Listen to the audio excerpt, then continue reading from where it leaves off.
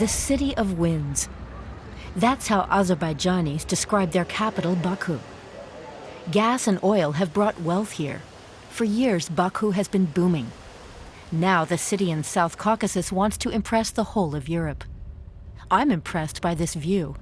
Baku is where the 2012 Eurovision Song Contest is being held, Europe's biggest musical competition.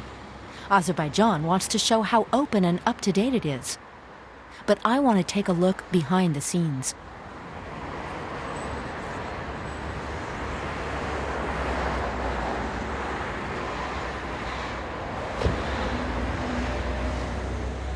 I set off for the center of town. That's where I'm going to meet one of Baku's most prominent human rights activists.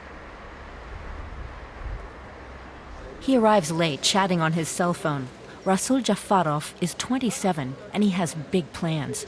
He wants to use the opportunity the contest offers to turn the eyes of the world on a darker side of his country.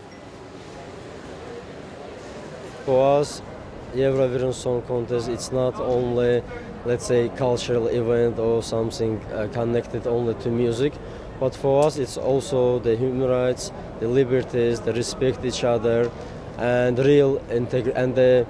let's say, tool for the real integration of Azerbaijan to Europe. Because, you know, the government from one hand saying that we choose this way, the Euro integration way, but from the another hand, they are not respect the human rights and democracy. I want to learn more, but Rasul Jafarov is in a hurry. He says if I want to find out what things are really like in Azerbaijan, I should come with him. I'm soon in the thick of a demonstration. Freedom, freedom, the protesters chant.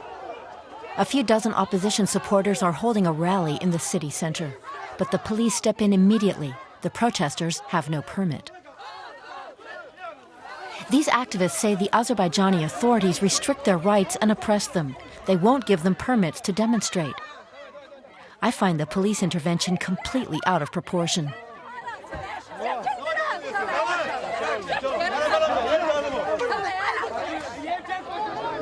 Rasul Jafarov says right now the authorities are more restrained than usual because there are so many foreign journalists in Baku.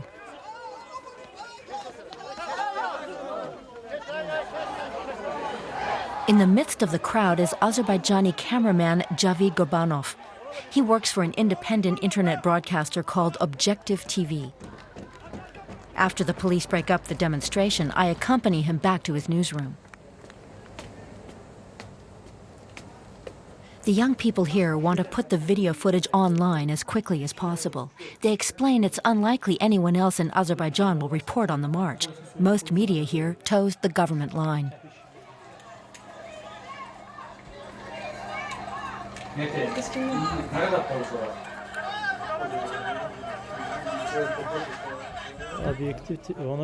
Javid Gurbanov tells me that if he worked for a state-approved broadcaster, he'd earn more money, but then he wouldn't be able to report on opposition rallies. And that's what's so much fun for him, he says. His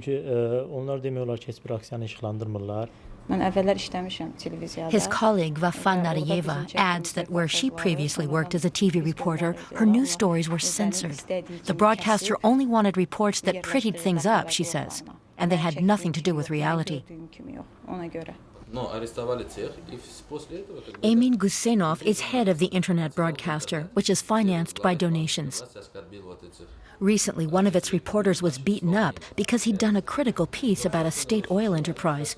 It's not easy for independent media in Azerbaijan. Gusenov explains that they got an official reprimand not long ago, which means the next time they're judged to have stepped over the line, they'll be closed down. He says that's to show them they're being kept on a tight leash.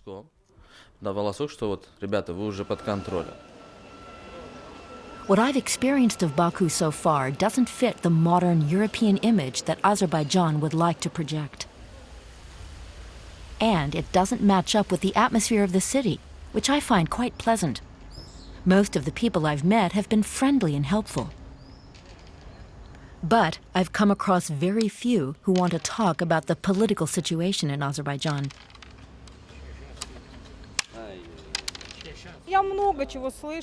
This woman tells me she's heard there's criticism of Azerbaijan, but she sees it differently. She was born in Baku, and she finds everything wonderful, just as it should be.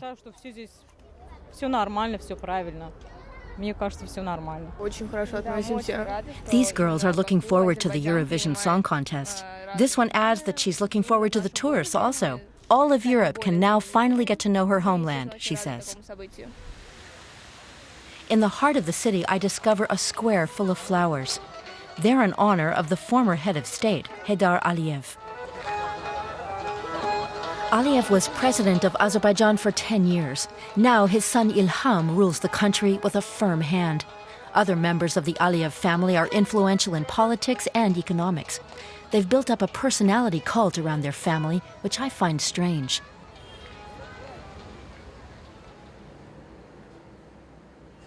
This is the president's spokesman, Elnur Aslanov. I confront him with the rights activists' accusations. Why is the opposition not permitted to demonstrate? Why is pressure put on critical journalists? The president's spokesman says you can't stop someone who really disagrees with the country's leadership from being critical, or from protesting against the government, or against a particular political faction.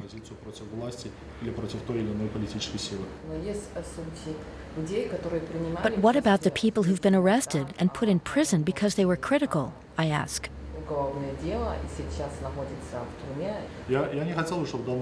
Aslanov says each case must be judged on its own merits. But he adds, you must take into account that no one is arrested or detained for taking part in authorized protests if they stick to the law.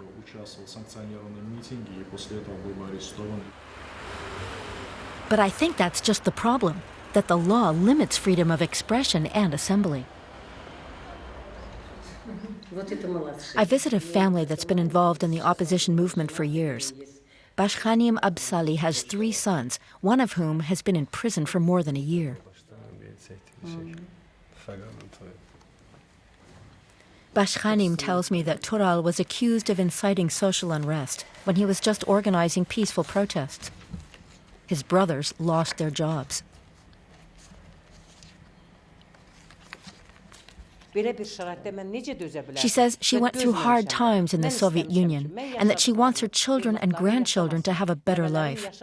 She wants them to be able to live in a democratic Azerbaijan where there's freedom of speech and fair elections. I set off with Bashkhanim Absali to visit the prison where her son Tural is serving his term. She takes me to what's known as the 14th Penal Institution, not far from Baku. We drive past oil fields and small villages. The sandy, windswept landscape seems surreal. Amnesty International says there are at least 17 penal institutions for political prisoners in Azerbaijan. Tural's family visits once a week, but I'm not permitted to film their meeting at the prison. After the visit, the mood is somber. Tural Absali and several other prisoners have announced they'll go on a hunger strike. Bashkhanim Absali says the hunger strike is a protest against conditions in Azerbaijan, against the disregard for freedom of expression, against their illegal imprisonment for over 14 months.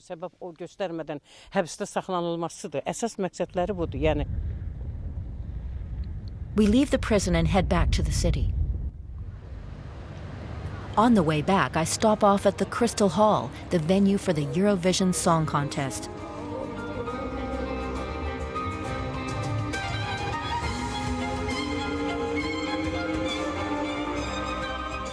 As I enter, musicians from Iceland are beginning their first rehearsal.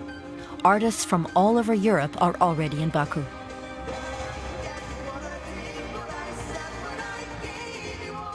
A song contest like this is all about music and fun and partying, also for the many fans from Germany.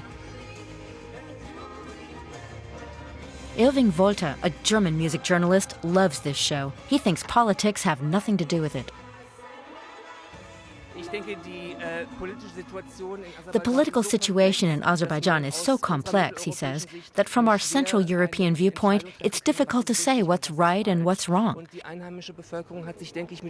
He thinks the local people have learned to live within the structures here, and they may not necessarily be able to identify with what we think of as democracy.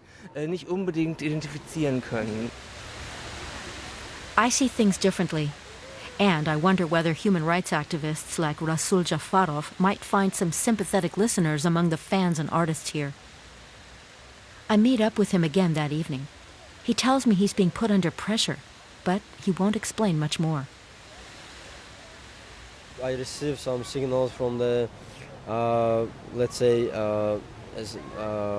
state agencies that you should be careful. Like this. I don't think that, I don't want to believe at least that they will do something immediately after Eurovision, but for sure I am in some of this list. But Rasul Jafarov and the other activists don't intend to give up. They've started a campaign called Sing for Democracy.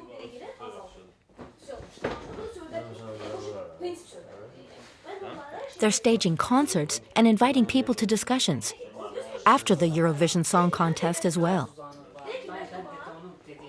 We'll try to help, try to continue somehow, start new campaigns or continue campaigning through the music, and I believe that everything will work in. Night has fallen over Baku, the glittering capital of Azerbaijan. The city looks beautiful. I'm sure fans of the Eurovision Song Contests will love it.